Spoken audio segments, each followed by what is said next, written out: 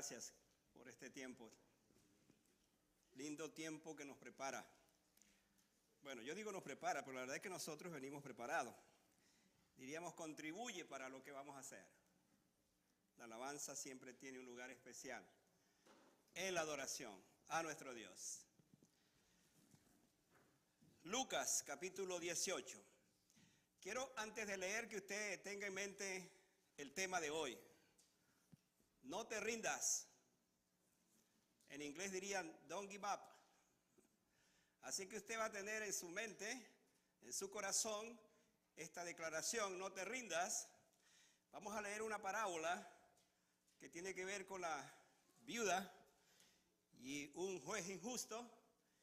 Y su pastor esta tarde va a hacer un ensayo con esta parábola, pensando en ese juez, pensando en la viuda, pero pensando en usted, que fuera la viuda,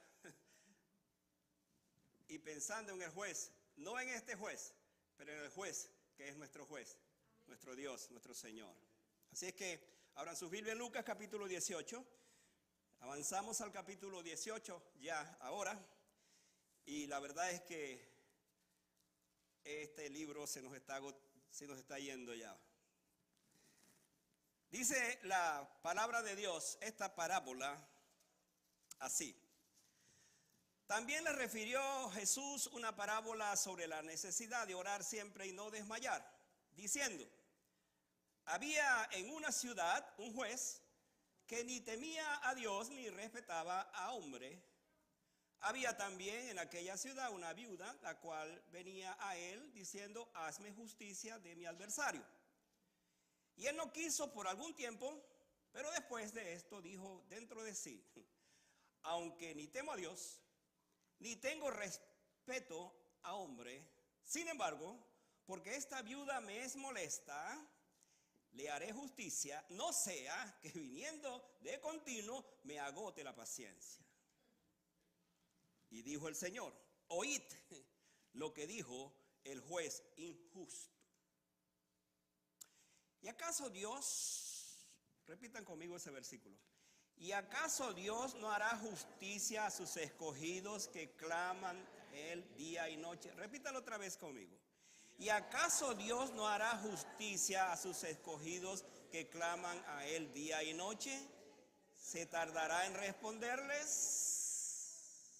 Ahora, quiero que atienda lo que dice el versículo 8, porque ese versículo 8 va a ser mi conclusión de mi sermón. Os digo que pronto le hará justicia, pero cuando venga el Hijo del Hombre, ¿hallará fe en la tierra? Tremenda pregunta. Vamos a orar. Señor, qué bueno eres al darnos tu palabra para meditarla, para predicarla, para traerla. Qué preciosa parábola, Señor. Padre, cuando pensamos en esta tu palabra y en Jesucristo que la dijo, tus enseñanzas son tan únicas, tus parábolas fueron únicas y son únicas. Tienen verdades tan profundas, pero tan prácticas para nuestra vida. Señor, ayúdanos cuando vamos a traer este tema, no te rindas, no te rindas. Porque seguramente estamos aquí en este lugar y nos estamos preguntando, verdaderamente ya yo me rendí. Y ojalá que este mensaje entonces nos ayude para hacer realidad la declaración de este tema. De manera que al salir de este lugar podamos decir, gracias Señor porque hoy escuché esta palabra y por lo tanto no me rindo. Háblanos pues Señor, háblanos en el nombre de Jesús. Amén. Pueden sentarse, los niños van a sus lugares y vamos a estar juntos acá por este tiempo.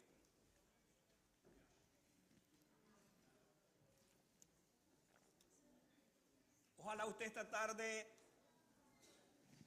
a menos que tuviera una razón de peso, usted se moviera, se caminara o saliera. Pero si no la tiene, le invito para que usted esté concentrado en los próximos minutos que voy a tener. No voy a decir cuántos minutos, porque a veces uno cuando se inspira pues puede pasar de la cuenta. Entonces mejor me quedo tranquilo y traigo la palabra del Señor. ¿Con qué frecuencia usted se rinde ante una situación determinada? ¿Con qué frecuencia? ¿Con qué frecuencia deja algo que comenzó? Por ejemplo, ya van 3 meses del año y usted hizo promesas al comenzar el año, pero ya la primera semana se rindió, para no decirlo después de 3 meses. Y a lo mejor pues dice, volví otra vez a prometer algo, pero finalmente me rendí.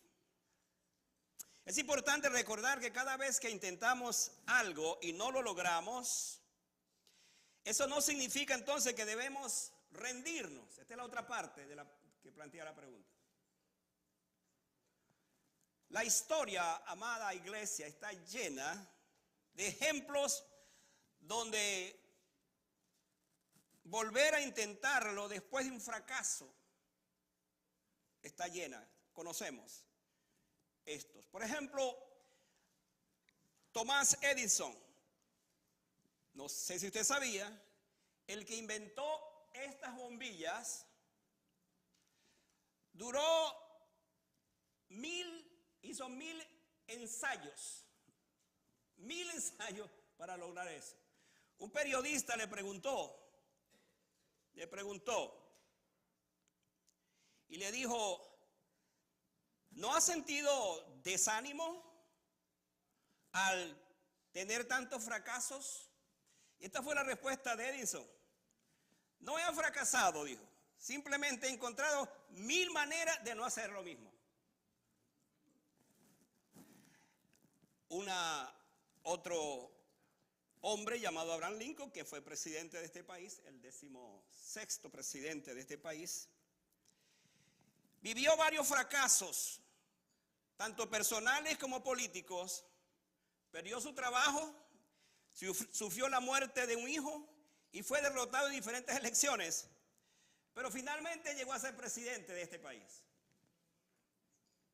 Nelson Mandela, por allá en 1918-2013, fue un líder africano. Pasó 27 años en la cárcel injustamente preso por oponerse al régimen racista.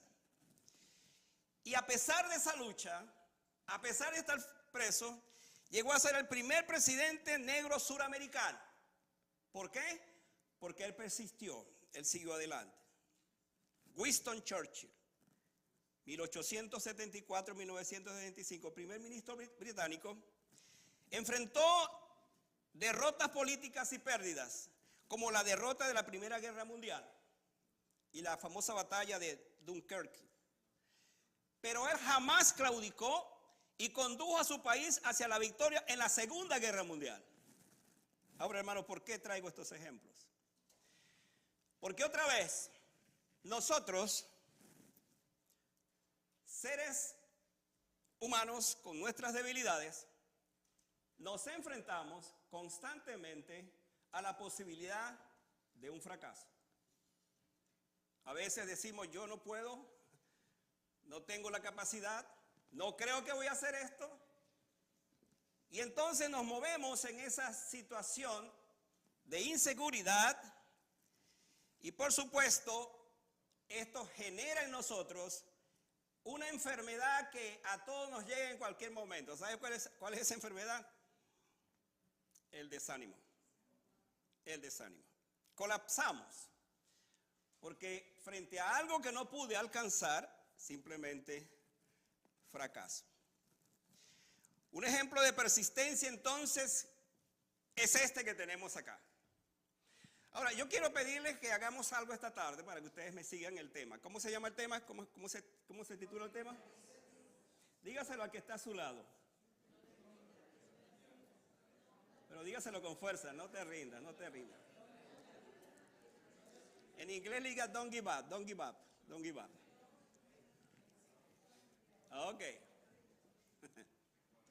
Ahora, voy a trabajar esta parábola de la siguiente manera, para que entendamos. Vamos a trabajar con la viuda y con el juez. Así de simple. Y vamos a imaginarnos en la parábola ¿Cómo entonces fue la situación de la viuda? Decimos entonces, no te rindas, sigue orando hasta llegar al juez. La primera declaración, no te rindas, sigue orando, sigue avanzando o sigue perseverando hasta llegar al juez. ¿Por qué decimos esto? Porque en efecto esto es lo que vamos a encontrar aquí. Jesús comienza diciendo esto, el versículo 1. También le refirió Jesús una parábola sobre la necesidad de orar siempre. ¿Y qué? ¿Y qué? Hermanos, es interesante que Jesús comenzara con esta declaración que nos pone sobre aviso acerca de la importancia que le damos a la oración. De hecho, la pregunta implícita de Jesús es decirnos, ¿cómo es mi vida de oración? Es preguntarme cuánto oro. Es decirme a mí mismo, comencé a pedirle por algo, pero hace tiempo no le he pedido más al Señor. Hace tiempo no oro. Con esta declaración Jesús puso de manifiesto el desánimo que viene a nuestras vidas cuando estamos orando por algo y no lo alcanzamos. ¿Le pasa eso a usted, hermano?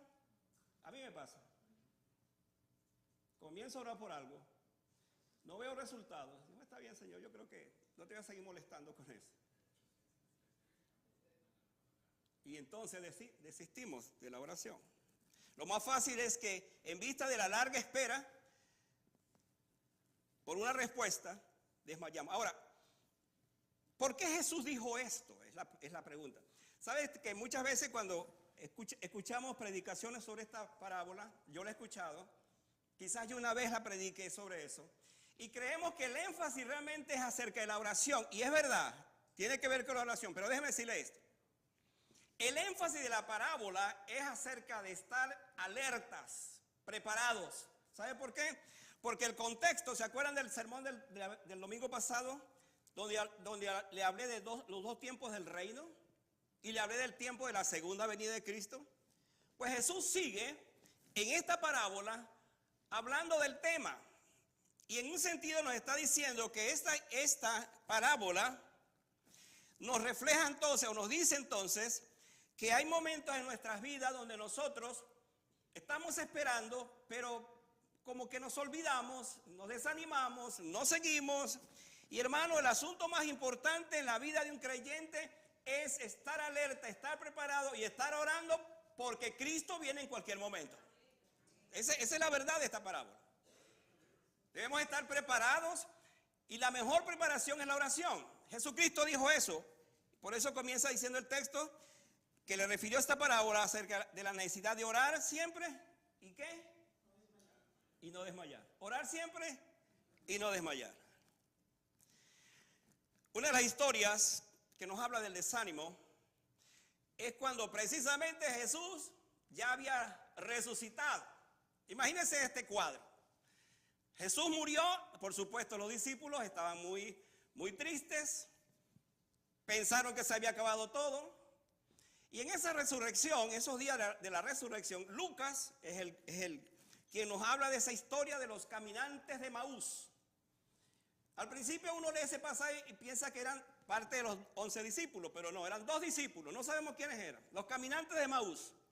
Ellos vienen de Jerusalén, vienen caminando, vienen con la tristeza en su corazón. ¿Cuál era la tristeza? Que Jesús murió, que lo mataron. Y allí, por supuesto, ellos vienen hablando acerca de ese personaje de Jesús de Nazaret. Dicen entre sí, un hombre tan bueno, un hombre que hizo tantas cosas, tantos milagros. E Israel pensaba que ese era el Mesías, pero ahora pues todo se acabó, murió. Y de repente Jesucristo se presenta en medio de ellos. Esa canción que dice el caminante de Maús, que habla de eso. Y ahí está entonces Jesús y lo está escuchando de ese desánimo y le dice, ¿con quién habláis o de quién habláis? Y dice, y le relatan acerca de esto. Y dice que Jesús los va escuchando. Ellos están hablando totalmente desanimados de una historia pasada, de un Jesús que murió, pero que se acabó todo. Jesús presenta en medio de ellos y entonces cambia la escena. Porque cuando llega a su casa, Jesús se revela ante ellos. Y ellos dicen, ¿no ardía nuestro corazón cuando Él nos hablaba acerca de toda esta palabra que se cumplió? Y hermano, esta experiencia también la sufrieron los mismos discípulos. Los discípulos, después que Cristo murió, de igual manera dijeron, se acabó todo. ¿Qué hicieron entonces? Volvieron a su faena, volvieron a pescar. Pedro dijo, bueno, como se acabó este negocio con nuestro maestro, con nuestro jefe, con nuestro líder, regresemos otra vez a la pesca. Y él invitó, por supuesto, a sus compañeros, fueron a pescar. Desanimados, porque hermano, eso es lo que sucede y es lo que esta parábola nos está presentando. Que el desánimo llega a nuestras vidas porque simplemente no se logró lo que queríamos, lo que anhelábamos. Todo se acabó. Piensen en eso, piensen en un trabajo, piensen en un estudio, piensen en todo eso que usted tiene. De repente usted anhelaba eso, deseaba eso, pero como no se logró, usted ahora se desanimó. Y ya no hay que seguir adelante. Pero las razones para eso, es interesante que Jesús nos ha recordado que antes de su segunda venida, los días previos serían como el tiempo antes del diluvio y antes de la destrucción de Sodoma. Eso lo decíamos la semana pasada. Como estamos conectando eso con esta parábola, nos damos entonces cuenta de lo siguiente. ¿Qué sucedió durante el tiempo de Noé? Dice que comían y bebían y se daban y hacían toda su vida, pasaban toda su vida así. Lo mismo pasó con Lot. Durante el tiempo de Lot y de Sodoma, ¿qué hacían allí? Ellos dice que se daban a esta tarea, a comer, beber, darse en casamiento, etc. Y Jesús puso esto, que es como la antesala para cuando Él venga finalmente. Así va a suceder. Pero ¿cuál era el sentido de todo esto? Que seguramente Noé y Lot se desanimaron. Especialmente Noé, quiero decir. Seguramente al escuchar las críticas, al escuchar las quejas, al ver que la gente no se arrepentía, al ver que la gente no buscaba a Dios, se desanimó. El caso de Noé, hasta que entonces Dios le dijo, entra en el arca con tus hijos, porque yo enviaré entonces el diluvio. Ellos entonces, esto se aplica a los discípulos, porque ellos iban a enfrentarse también a una situación. ¿Cuál era la situación? Que no iban a tener a su maestro, que Jesucristo no iba a estar con ellos. Y se iban a enfrentar a unas profecías que Él dijo, y era precisamente que iban a ser perseguidos. Iban a ser perseguidos por anunciar la palabra del Señor. Es más, iban a estar presos. Los iban a poner presos. Y todo esto entonces nos habla de que el desánimo seguramente iba a venir. Jesús le está diciendo, oren siempre y no desmayen, porque esto va a venir. Me llama la atención que, hablando de esto, de rendirse, de desanimarse, que uno de los hombres más grandes de la Biblia fue el que precisamente preparó el camino a Jesucristo, Juan el Bautista. Y Juan el Bautista presentó a Jesús como el Cordero de Dios. Juan el Bautista habló de Él como aquel que viene a anunciar el reino de los cielos. Juan el Bautista calificó a Jesús obviamente como el Mesías. Y Jesús lo calificó como el más grande de todos los profetas. Pero cuando estaba en la cárcel, ya pensando que todo se había acabado, entonces Él mandó a sus discípulos para preguntar a Jesús si Él era el Mesías.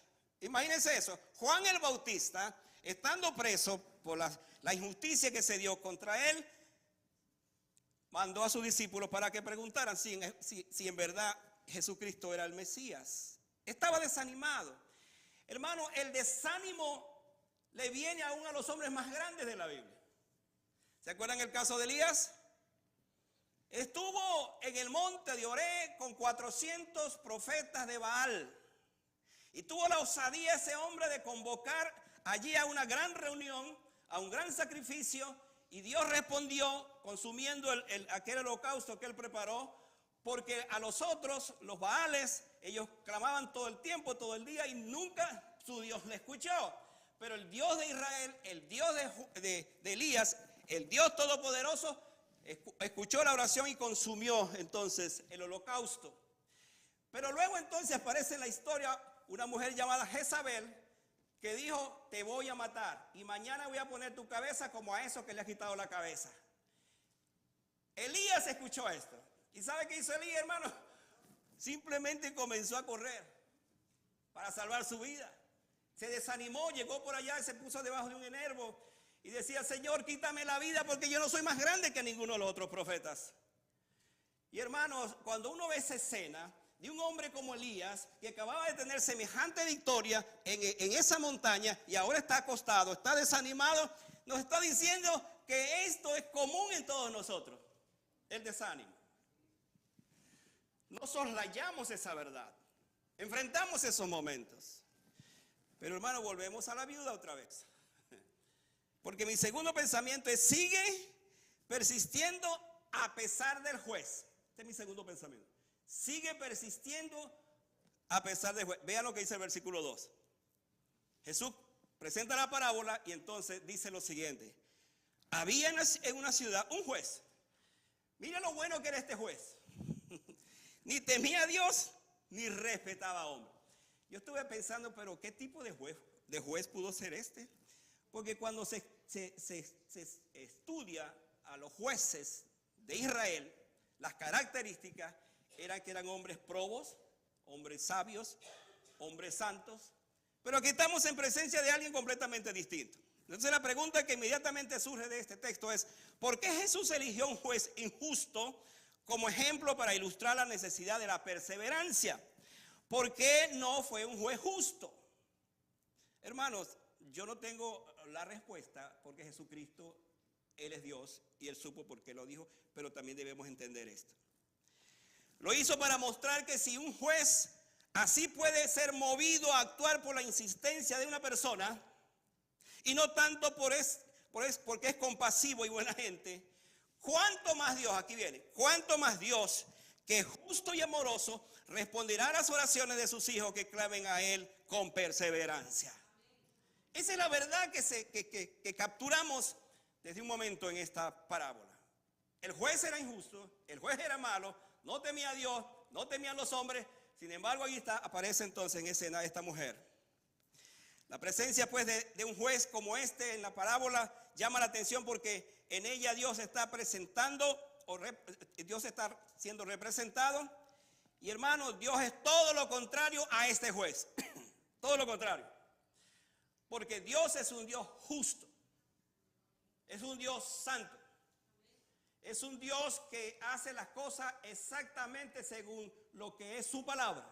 Por lo tanto es justo en todas las cosas.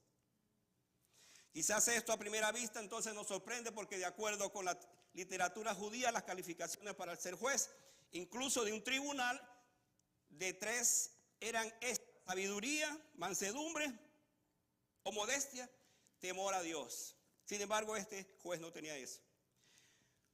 No temía a Dios, ni respetaba a los hombres. Cuando uno ve esta característica y ve a una pobre mujer, una viuda, que va a pedir justicia y se encuentra con semejante cosa, hermano, quiero decirle que esta viuda fue muy valiente para hacer esto. Y esta es parte de la historia, de lo interesante de esta parábola, de esta historia, de esta parábola. Así que la figura de este juez así nos ilustra todo aquello que se hace presente para que te rindas, para que no sigas. Esa es la intención de esa parábola, mostrarnos eso, que hay circunstancias, jueces como este, obstáculos como estos, que se presentan en el camino para que tú no sigas, para que tú te pares, para que no sigas avanzando. Porque ciertamente ante todas esas dificultades que se presentan, dice, ¿para qué seguir adelante entonces? ¿Para qué seguir insistiendo? Muchas veces como creyente dice, ¿para qué yo sigo yendo a la iglesia? ¿Para qué sigo siendo cristiano? Todo me sale mal. Me dijeron que si me metía cristiano iba a ser rico y ahora sigo siendo más pobre. Es lo que dicen algunos vendedores por ahí de un evangelio barato. Sigo igual. Hermano, no te rindas, porque lo mejor está por llegar. Cuando un creyente está en esas crisis, está en esas circunstancias, tiene que pensar, no, pero es que lo mejor está por llegar. Es verdad, hay un obstáculo, hay una situación ahora, pero tiene que haber algo mejor. Ahora veamos la figura de la viuda. Tenemos aquí hasta ahora la figura de un juez injusto, pero veamos la figura de la viuda. La viuda, ¿a quién simboliza la viuda? Hermano, simboliza todo lo que es débil. Dice, había también en aquella ciudad una viuda la cual venía a él, diciendo, ¿qué decía? Hazme justicia a mi adversario. Esa era su petición. Si la figura de un juez injusto es, en esta parábola es una sorpresa, déjeme decirle que más lo es una viuda. Porque no es lo mismo que esta parábola dijera, bueno, había un hombre fuerte en ese lugar, un hombre que se enfrentaba a cualquiera y entonces fue a un juez justo. Le aseguro que si alguien era así, entonces le iba a presentar pelea a ese juez. Pero no, hermano, es una viuda. Es una viuda. Para que entendamos que la parábola nos está diciendo precisamente ese contraste para ilustrarnos grandes verdades. Se dice que las viudas y los huérfanos se encontraban entre las personas más vulnerables del Antiguo Testamento, del Antiguo Cercano Oriente, quiero decir, y por supuesto del Antiguo Testamento. De todos es sabido la condición de una viuda, quien al no tener su esposo, entiéndase, es viuda, no tiene esposo, y muchas veces las viudas tienen hijos, pero esos hijos son malos. No son hijos proveedores, no son hijos que honran a sus padres y a sus madres. Y entonces imagínense la situación para una viuda, es peor. Yo he conocido como pastor muchos casos de viudas que han quedado completamente desamparadas porque aún sus hijos la desampararon. Ahora imagínense entonces, lleva para ver esta mujer pobre, carente de muchas cosas, y se añade algo que me llama la atención. Ella dice, hazme justicia de mi adversario. Yo estaba pensando, por ejemplo, los vecinos de ella, de repente ponían la música muy alta, por decir algo, le molestaban todo el tiempo, le lanzaban cosas allí a su backyard, a su sitio. Y entonces ella está cansada de eso. Y dice, voy a ir al juez para que me haga justicia. Por eso dice, hazme justicia de mi adversario. Así que aquí tenemos una viuda, no conocemos su historia, no conocemos su nombre, quiero decir, que está siendo molestada. En otras palabras, ella dijo esto: encárgate de mi situación, véngame, juzgue a los malvados. Y Lucas escribe, ella acudió a él, según el versículo 5. ¿Por qué acudió a él? Porque era el juez. Era el único que podía hacerle justicia. Pero ahora se encuentra con una pared, con alguien que simplemente no quiera hacer esto. Es interesante que el verbo aquí está en pretérito imperfecto, como dicen los especialistas de la gramática y del griego.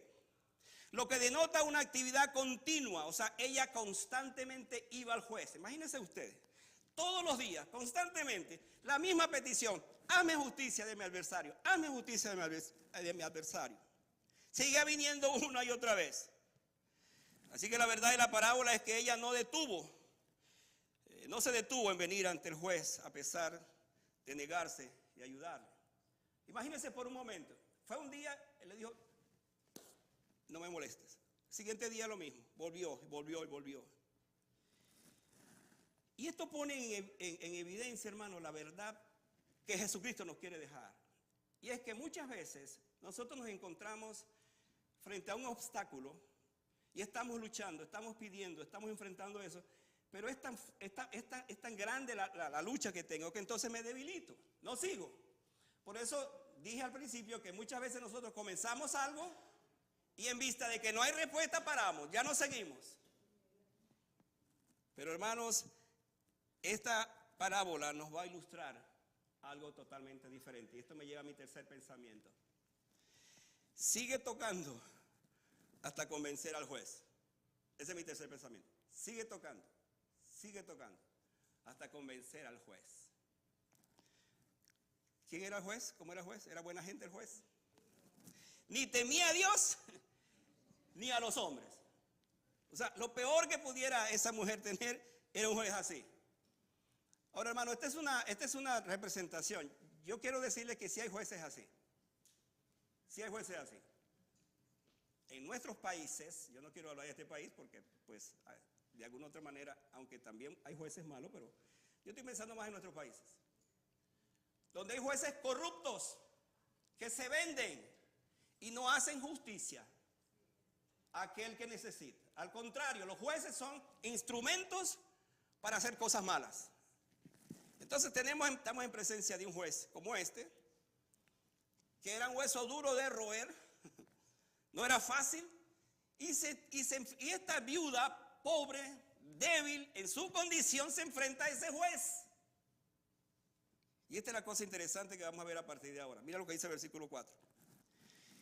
Y él no quiso por algún tiempo. ¿Cuánto? No sabemos. Pero después de esto dijo dentro de sí, como que reflexionó. Dijo, voy a portarme mejor, quizás. Pero mire lo que dice. Claramente, aunque ni temo a Dios, ni tengo respeto a hombre.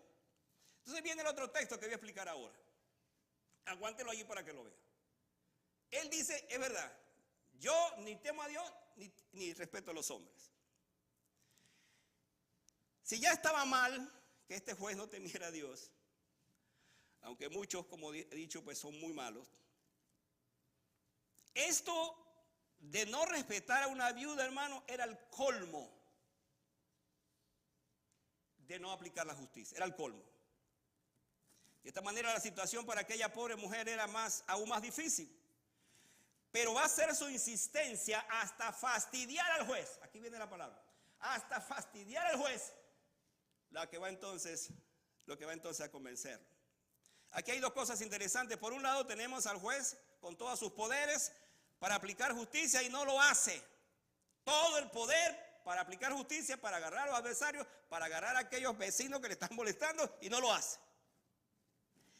Pero tenemos entonces a una mujer cuya única arma que tiene, hermanos, es la persistencia. Ahora déjenme decirle esto para que entendamos el corazón de la parábola. Esta arma es más poderosa que la arma del juez. Y cuando vemos eso en la vida cristiana decimos, es verdad, la persistencia, la perseverancia, la constancia, la dedicación, mi consagración al Señor es más poderosa que cualquier otro poder. Entonces usted tiene que salir esta tarde pensando, es verdad, a lo mejor yo no he luchado, yo no he esperado, yo no he continuado tocando la puerta del juez. Como aquel juez era malo y no respetaba a nadie, al final entonces presentó la única razón para abrir la puerta y atender a la viuda. Cuando él dijo, no sea que viniendo de continuo me agote la paciencia, es interesante lo que dice el griego. Había un dicho en aquel entonces que tenía que ver con el pugilismo, con los boxeadores.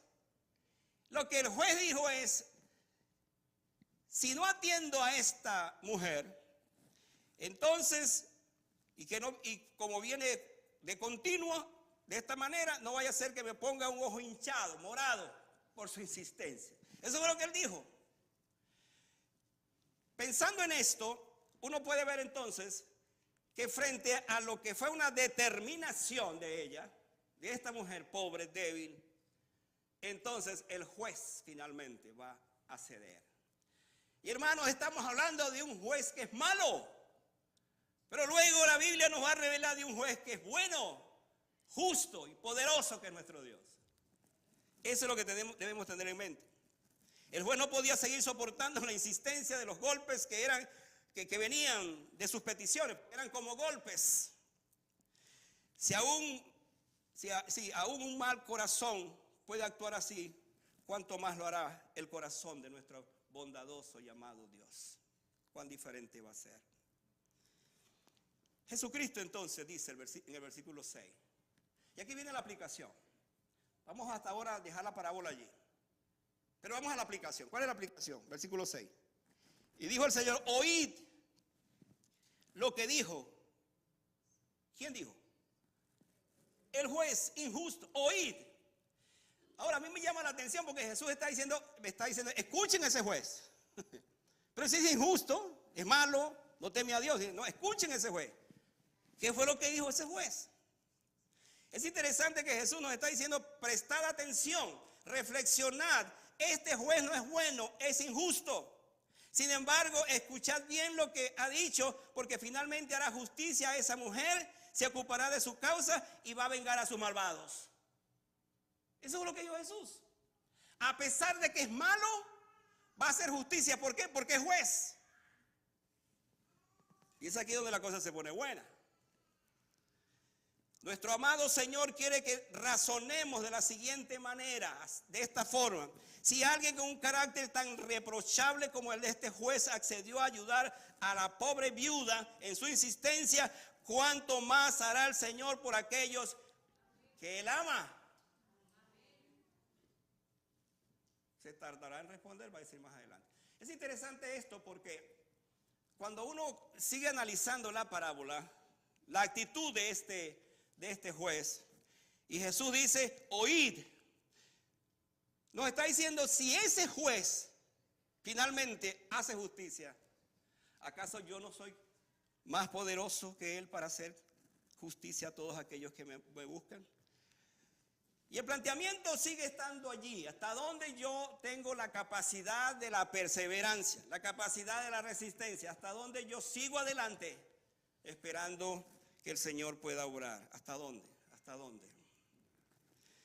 Esta es la enseñanza central de la parábola. Así pues, ¿qué desea mostrarnos Cristo con esto? Escuche esto. Por un lado, quiere que comparemos y apreciemos el contraste entre el juez injusto, carente de amor, carente de misericordia, y Dios, quien es infinito, es eterno, es inmutable en su sabiduría, en su poder, en su santidad, en su justicia, en su bondad y su verdad, como el juez supremo, como el juez que juzga la causa de sus hijos.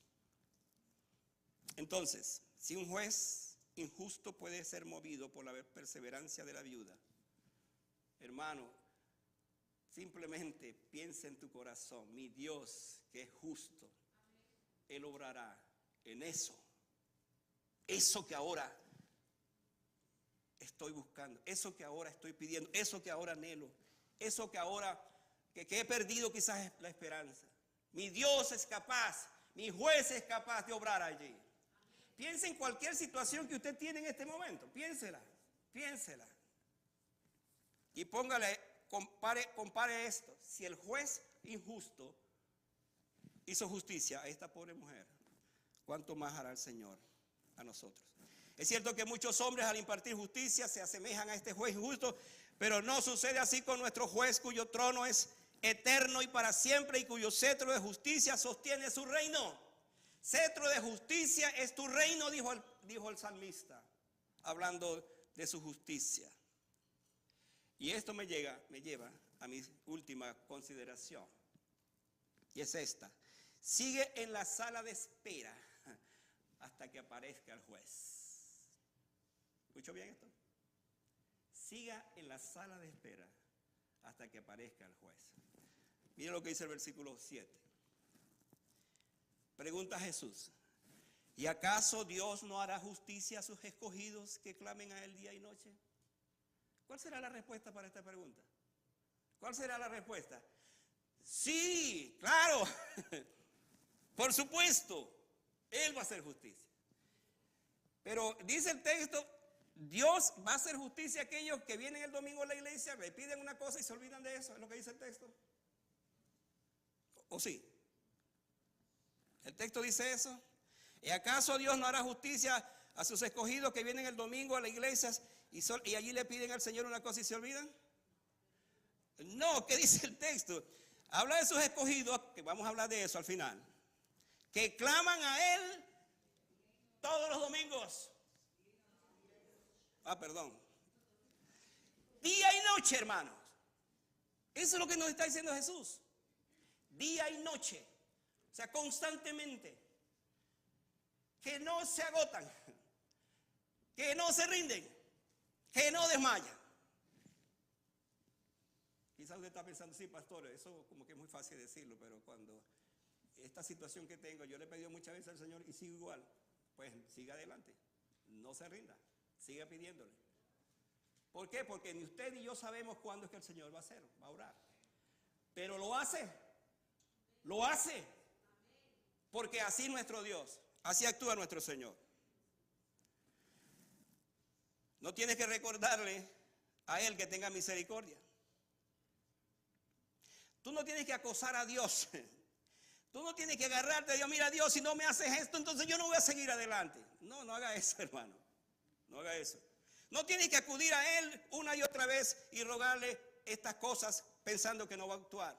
No tienes que hacer esto. Es más, mientras que el juez injusto no considera al hombre, no le importa a la gente, Dios te ama. Dios te conoce. Así que a diferencia de la relación entre ese juez injusto y la viuda persistente, creo que el juez en algún momento quiso desaparecerla. Dios te ama. Y Dios no se fastidia cuando tú clamas a Él día y noche constantemente. ¿Sabes lo que me encanta de esta parábola? Que mientras ese juez actuó por el fastidio de esa mujer, mi Dios se agrada de que yo venga a Él y le clame y le presente mi necesidad. Así es mi Dios. Él quiere saber de ti. Así que tú no molestas a Dios como la viuda persistiendo que agotó la paciencia del juez. La lección de esto es no es orar por lo mismo y una y otra vez hasta que finalmente entonces tengas aquello. Quizás si no ves la respuesta a tu oración y dices, está bien ya, ¿para qué seguir? Y esto es lo que Satanás muchas veces le pone a la mente del creyente. ¿Para qué seguir? Mira, todo el tiempo es lo mismo. Hablas esto y dices esto y sigues al Señor y sigues a la iglesia, todo, pero no ves respuesta. Así que ante la pregunta del versículo 7, la respuesta implícita sería, por supuesto, Dios va a hacerlo. Por supuesto que Dios hará justicia a sus escogidos. Por supuesto que Dios lo hará porque no es un juez injusto, sino un juez justo. Y tú no eres una viuda marginada, desechada por un juez. Eres hijo de Dios, eres escogido de Dios. Le perteneces a Dios. ¿Usted cree que el Señor puso por casualidad la palabra escogidos aquí? No, hermanos. Te está diciendo a ti que fuiste escogido por Él. ¿Es usted escogido por Dios? ¿Cuántos escogidos por Dios están aquí? Espero que todos seamos escogidos por Dios. Entonces Él dice, ¿se tardará en responderle? Es la otra pregunta. La respuesta a esta pregunta debe ser un rotundo no, no. Si la otra respuesta es sí, esta es no. Es verdad que la parábola pareciera sugerir una larga espera para las peticiones, pero Jesús concluye con esta pregunta para la reflexión final, para decirnos, Dios lo va a hacer. No te rindas. No te rindas. Vivimos tiempos de incertidumbre. Esa es la serie que estamos predicando. Certidumbre e incertidumbre. Usted está en este país y a lo mejor está aquí y tiene incertidumbres. El problema migratorio tiene a muchos con mucha incertidumbre. ¿Qué pasará? ¿Qué sucederá? Hermano, ni usted ni yo sabemos, pero lo que usted y yo sí sabemos es que Dios es justo. Y solamente Él sabe las cosas finalmente para que nosotros creamos y nos mantengamos creyendo que Él es capaz. Así tenemos la importancia de permanecer fieles, confiados y esperando en Dios. Todo llega a su debido tiempo. Sigue esperando, no te rindas. Déjeme contarle esta historia que fue real. John Mueller, ese famoso misionero británico, tenía 5 amigos incrédulos por quienes se comprometió a orar por su salvación. Ahora escuchen lo que va a decir. Oró por ellos durante 50 años. 50 años y solo dejó de hacerlo cuando murió. Ahora vean los resultados. En esos 50 años, un hombre se convirtió en creyente, de esos 5. 2 de ellos lo hicieron después de 10 años. O sea, van 3. El siguiente después de 22 años. Van 4. Y el otro se convirtió después que él murió. Después que él murió, se convirtió a los 2 años. ¿Cuántos años oró George Mueller? ¿Cuántos años oró? 50 años. Y hermano, nosotros nos quejamos porque oramos una semana, unos días y el Señor no nos responde. Si nosotros entendemos que hombres como estos, hombres de Dios, hombres de oración, la historia de este hombre es profunda, maravillosa, la vida de oración de él. Por ejemplo, en una ocasión, él, entre otras cosas, sostenía orfanatos y estaba en una situación muy precaria. Se le había acabado las despensas, no había comida, no había pan, que era lo que podía darle a esos muchachos. Y resulta que había una panadería allí y ese día había llovido mucho, una gran tempestad. El panadero tenía que llevar los panes hacia otro lugar y las calles se congestionaron y simplemente tuvo que regresar con el pan caliente. John Mueller había puesto a sus muchachos a orar. Dice, oren al Señor, denle gracias a Dios por los alimentos. Porque cada uno decía, pero ¿dónde está la comida? Oren al Señor, dijo él. Oren al Señor. Y hermanos, ese encargado de la panadería que iba a llevar el pan hacia otro sitio, regresó con el pan caliente. Y él sabía que este hombre tenía muchachitos allí pues que los cuidaba. Entonces, llegó, regresó y tocó la puerta y dijo, mire, señor Mueller, yo quiero decirle que yo no pude entregar los panes por esto y por esto, pero aquí tiene esto. Ese día los niños comieron pan, pero había otro problema con la leche. Hermano, algo igual o parecido sucedió con la leche de alguien que la había tomado, que había ordeñado sus vacas para llevarla a otro sitio. Pasó lo mismo. Y dijo, antes que se pierda la leche, fue y tocó allí. Entonces dijo, señor Mueller, aquí está esta leche que iba para otro sitio. Ese día los muchachitos comieron pan y bebieron leche. ¿Sabe por qué? Porque había un hombre que le estaba pidiendo a Dios que hiciera justicia. Y lo hizo. La oración fiel y comprometida a Dios, Él la responderá. Pero hermano, y esta es mi conclusión, Jesús dijo estas palabras. Jesús preguntó algo interesante. Cuando el Hijo del Hombre venga, ¿hallará fe? Y hermano, esta semana yo estuve pensando mucho en este texto y dije, ¿qué quiso decir el Señor con esto? En el contexto de la parábola y en el contexto de lo que está hablando de la segunda venida de Cristo. Escuche lo que voy a decir. Escuche lo que voy a decir. Jesús dijo, encontrará fe en los creyentes, estarán en constante oración, confiando, en comunión con el Señor. ¿Estarán consagrados al Señor? ¿O estarán desanimados? Es lo que quiso decir. ¿Cuál será mi actitud? Es la pregunta. Para los tiempos cuando Cristo va a venir. Porque da la impresión, el texto, que la fe parece que va a desaparecer. Y hermanos, es aquí donde tenemos nosotros que reflexionar la enseñanza final de esta parábola. Jesús nos está diciendo a ustedes que son creyentes, manténganse en la fe que hasta ahora tienen. Sigan adelante, porque si bien es cierto, vendrán tiempos mucho más difíciles, deben mantenerse fieles, constantes, como esa viuda, como esa viuda. John Piper es un predicador muy famoso americano. Él dijo algo sobre este texto.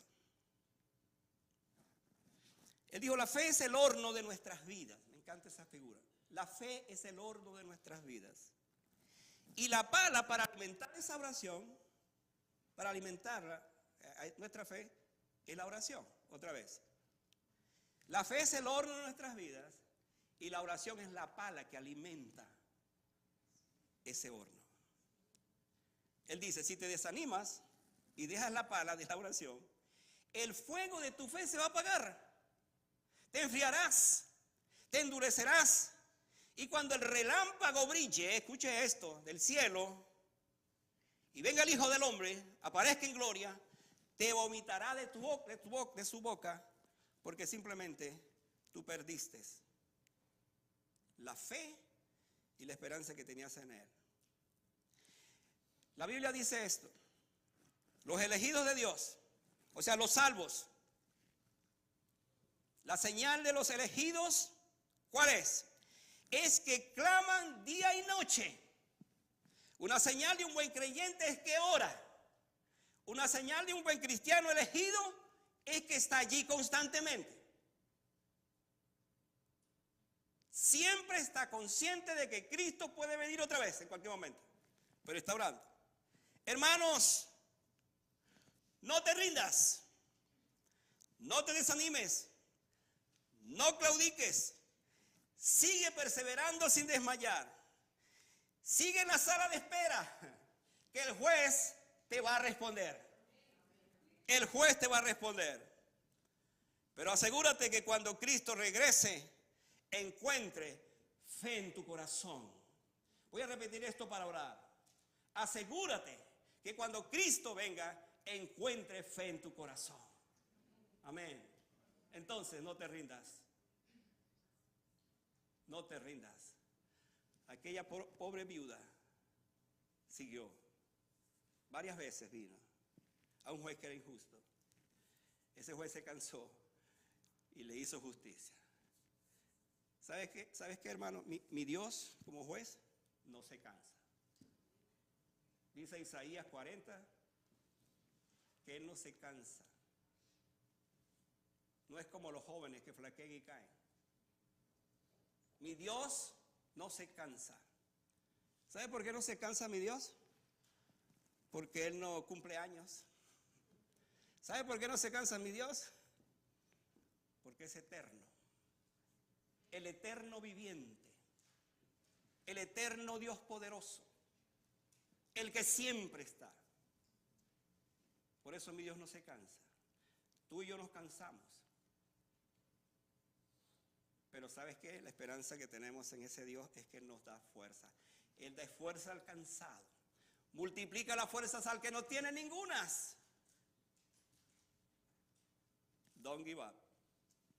No te rindas. Vamos a estar de pie para orar.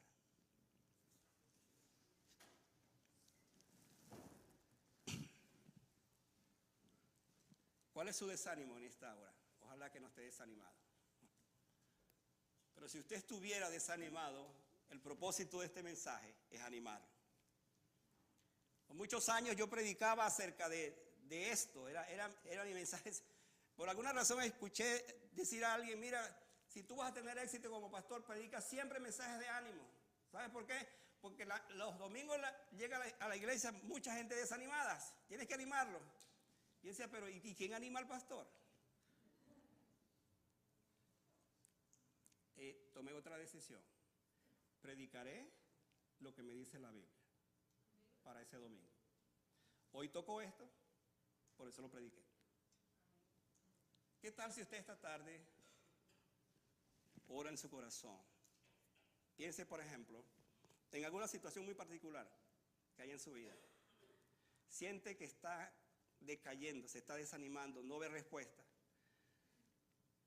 Le tengo una buena noticia. El Señor quiere que sigas, que no desmayes. ¿Sabe por qué? Porque a lo mejor la respuesta ya viene en camino, está cerquita, está allí cerca. Entonces no claudiques, no te rindas, porque Él va a responderte. No sé cuándo, pero te va a responder. La única promesa que hace un pastor, y se la hago a ustedes, es que Dios va a responder. Yo no sé cuándo, pero Dios va a responder. Cierra tus ojos y oremos al Señor. Padre Celestial, tú conoces mi corazón y tú conoces cómo te pedí que antes de traer esta palabra, tú la usaras para bendecir a tu iglesia. La hemos traído. Y yo no sé en qué condición viene tu iglesia, tu pueblo, tus hijos. Pero si alguien en esta tarde ha venido desanimado por lo que haya sido, tú le dices hoy, no te rindas. No te rindas. Lo mejor viene en camino. Es verdad, Señor, que hay guerras, rumores de guerras, hay conflictos, no hay justicia en el mundo. Pero la verdad de esta parábola es que mi Dios es justo. La verdad de esta parábola es que en el tiempo de Dios Él va a responder. La verdad de esta parábola es que aquella mujer viuda, muy débil,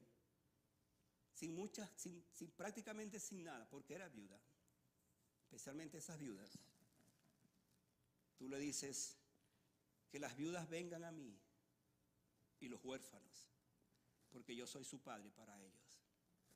Y también nos dices esto a nosotros. Si nuestra condición es como esa viuda, débil, si estamos pasando por una situación muy particular, ahora nos dice que tú eres el Dios de toda provisión.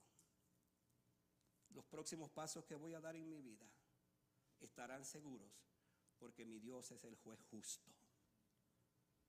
Y Él obrará y responderá según su voluntad. Gracias por esta palabra. Gracias por este momento. En el nombre de Jesús.